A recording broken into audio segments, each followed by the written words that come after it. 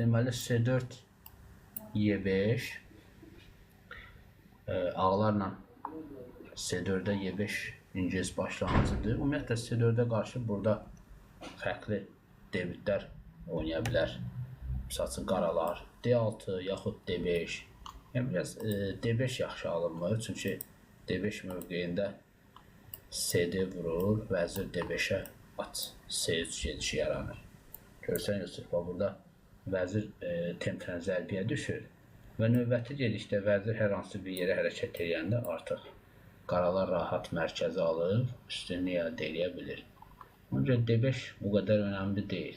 C4-də daha yaxşı olar ikinci gedişdə elə Y5 gedişi. Çünki C4 Y5 Siciliya debütünün əksidir də. Elə ki, ağlar Y4 oynayanda qaralar C5 oynuyor. Bax, burada fikir verir, simmetrikdir də, Y4-də C5. Bu Siciliya debütüdür. Burada C4-də Y5 olur ingilis başlanğıcı. Burada at C3, at F6. Əsas planlardan biri misal üçün Y3, Y3-ə D5 ola bilər, yaxud D3, J3, at F3. Burada müxtəlif ideyalar var. C4, Y5, at C3, at F6. Misal üçün, gəl biz baxaq J3 variantı ilə olan bir mövqeyə. J3, qaralar D5 oynayır. CD, at D5, fil J2. Fil J2 aydın məsələdir. Templən filimiz çıxır və D5 xanasında ata hücum edir. Çünki burada qaralar ya atı C6 gedişi ilə qorumalıdır, ya fil Y6 gedişi ilə, yaxud da at qaçmalıdır. Misal üçün, debitdən çox oynanılan variantlardan biri at B6-dır. At B6, at F3, at C6 və at C6-ya burada qala qurma. Qala qurma, fil Y7, burada ağlar oynayır, misal üçün D3 ola bilər, fil B2-dən çıxmaqdır, yaxud da əsas gedişlərdən biri D3 gedişidir. Çünki D3 gedişi ilə biz C1 filimizi aktivləşdiririk. Qala qurma. A3. A3 gedişi məqsəd B4 oynamaqdır. Həm fili diagonaldan çıxırıq, həm də piyadanı B4-də hərəkət elətdirib rəqibə müəyyən problemlər yarada bilərik. Top Y8, B4, fil Y6, fil B2. Və artıq fil B2-dən sonra ağlar bütün figurlar demək olar ki, oynayır. Yəni fil A1, H8 diagonalında, digər filimiz H1, A8 diagonalında. Yəni fillərimiz aktivdir və növbəti gedişdə fil B2-yə, misal üçün qaralar vəzir D7 oynasa burada, nə oynaya bilərik ağlarla? Vəzir D7-yə əsas gedişlərdən biri. Vəzir D7 əslində çox kobud bir səhvdir. Çünki Y5 piyadası təhlükədə qalır. B5, at istənilən bir yerə hərəkət edəndə at Y5 gedişindən sonra piyada geri düşür. Ona görə burada vəzir D7 gedişinin yerinə daha yaxşı olar ki, fil B2-yə B5-i qaralar nəzərə almalıdır. B5-i nəzərə almalı ki, B5 ata hücum edir, sonra at Y5 gedişi var, oynayır F6. F6 oynasa mərkəzi qoruyur, vəzir C2. Yəni vəzirimizi çıxmaq çox önəmlidir. Burada qaralar at D4 oynayır, at D4, YD, at B5. Aydın məsələdir, D4 piyadası zərbədədir və B7, yəni J2 filinə B7 piyadasında təhlükədə saxlayırıq. Ona görə burada qaraların at D4 gedişi o qədər yaxşı olmalıdır və at D4-ə görə ağlar necə istifadə edir? C6, at D4, fil F7, at F5. At F5-də çox gözəl dayanır. Burada H6 gedişi çox səhv bir gedişdir. Yəni oyunda H6 oynanılır və H6-dan görə ağlar necə istifadə edir? Daha doğrusu J6 gedişindən ağlar at H6 şah verir. Şah məcburdur J7 xanasına. Çünki F7 filin qoruyur. At F7, şah F7, B5. B5 gedişi mənası, yəni CB vursa J2 fil aktivləşir. Həm burada B7 piyadasını ala bilirik və növbəti gedişlərdə vəzir B3-dən sonra B5 təhlükədə olur. Əgər top B8 oynasa fil C6. Həm E8 topla hücum var, həm B5 piyadasına.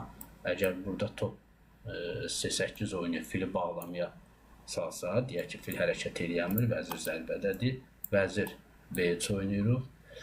Şah J7 və fil Y8.